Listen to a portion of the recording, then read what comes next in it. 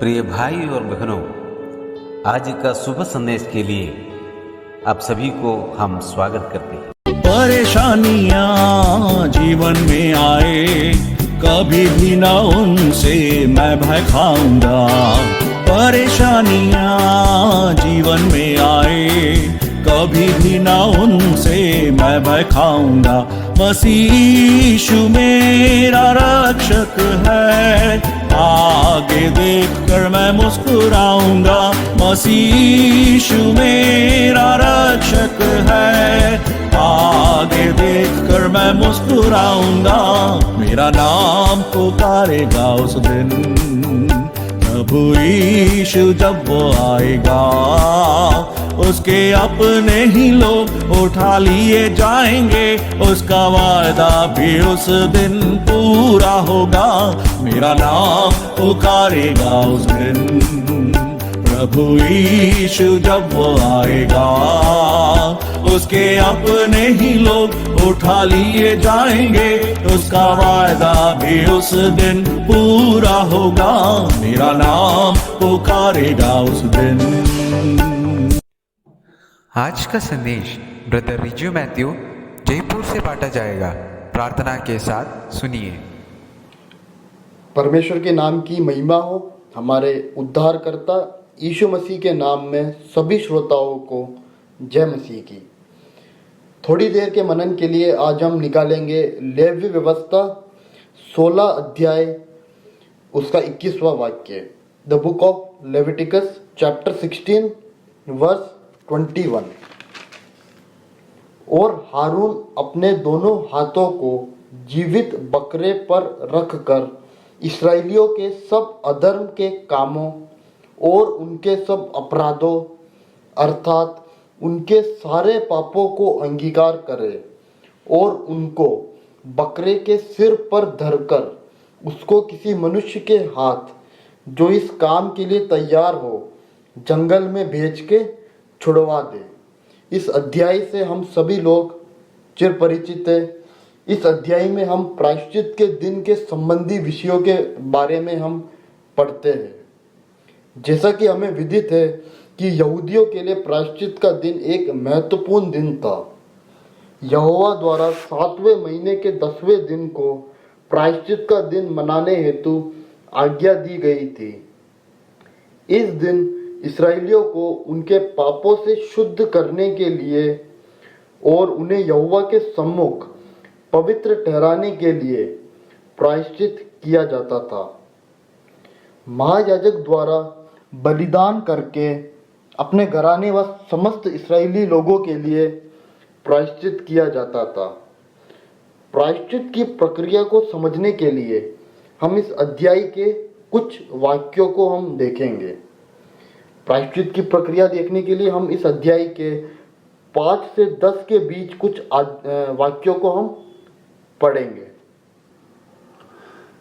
हारून द्वारा पवित्र वस्त्र पहनने के पश्चात, जैसा हम 5वें वाक्य में पढ़ते हैं कि फिर वह इस्राएलियों की मंडली के पास से पाप बलि के लिए 2 बकरे और होम बलि के लिए 1 मेढ़ा ले।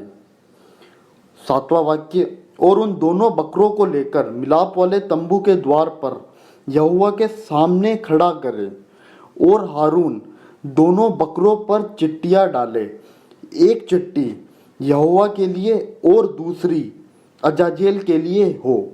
9वां वाक्य, और जिस बकरे पर यहोवा के नाम की चिट्टी निकले उसको हारून पाप बलि के लिए चढ़ाए। 10, परंतु जिस बकरे पर अजाजेल के लिए चिट्टी निकले वह यहोवा के सामने जीवित खड़ा किया जाए कि उससे प्रायश्चित किया जाए और वह अजाजेल के लिए जंगल में छोड़ा जाए। यहाँ हम देख सकते हैं कि परमेश्वर ने हारून को इस्राएलियों की मंडली से पाप बलि के लिए 2 बकरे लेने हेतु कहा। उसके पश्चात चिट्टियाँ डाली गई। पहली चिट्टी जिस बकरे पर निकली वह यहोवा के लिए है और उसे हारून को पाप बलि के लिए चढ़ाने के लिए आज्ञा दी गई। और दूसरे बकरे पर अजालेल के लिए चिट्टी निकली, उसे यहोवा के सामने जीवित खड़ा किया और उससे प्रायश्चित किया जाए, ऐसा परमेश्वर ने हारून को आज्ञा दी।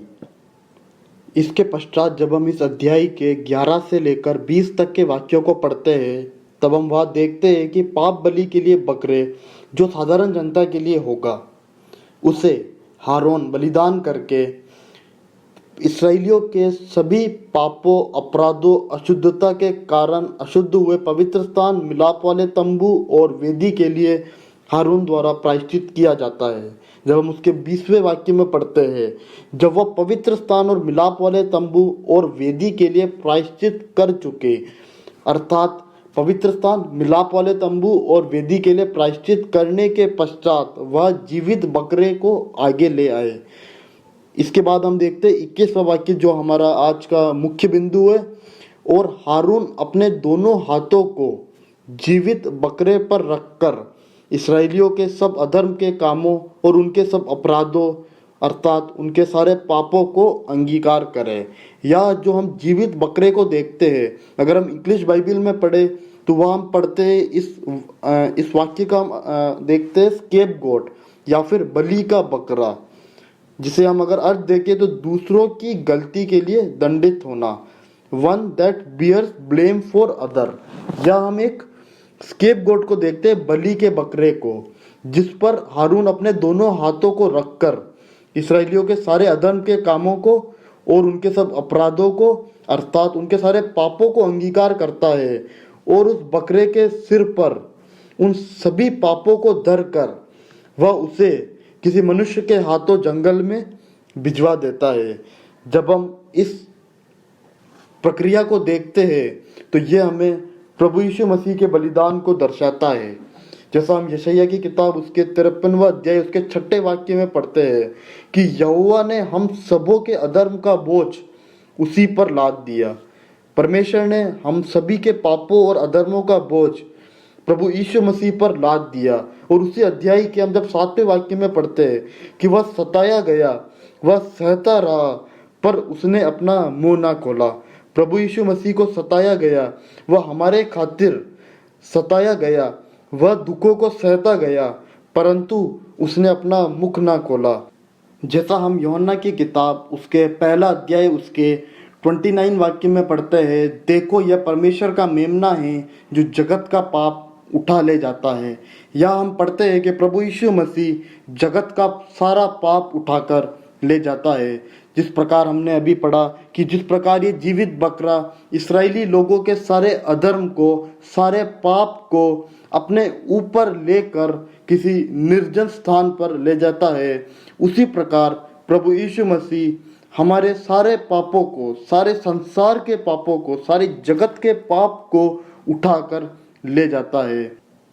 परमेश्वर ने हमसे ऐसा प्रेम रखा कि परमेश्वर ने हमारे पापों के उद्धार के लिए अपने इकलौते पुत्र को स्वर्ग की सारी महिमा छोड़कर धरती पर भेजा और हम सबों के अधर्म का बोझ उसी पर लाद दिया और हमें अपने पापों से उद्धार दिया। तो हमारा ये कर्तव्य है कि हम परमेश्वर के उस बड़े नाम को और ऊंचा उठाए, हम उसी के नाम की ही महिमा करें और उसी के नाम की आराधना करें। परमेश्वर के नाम की महिमा हो, उसी के नाम की आराधना हो। धन्यवाद।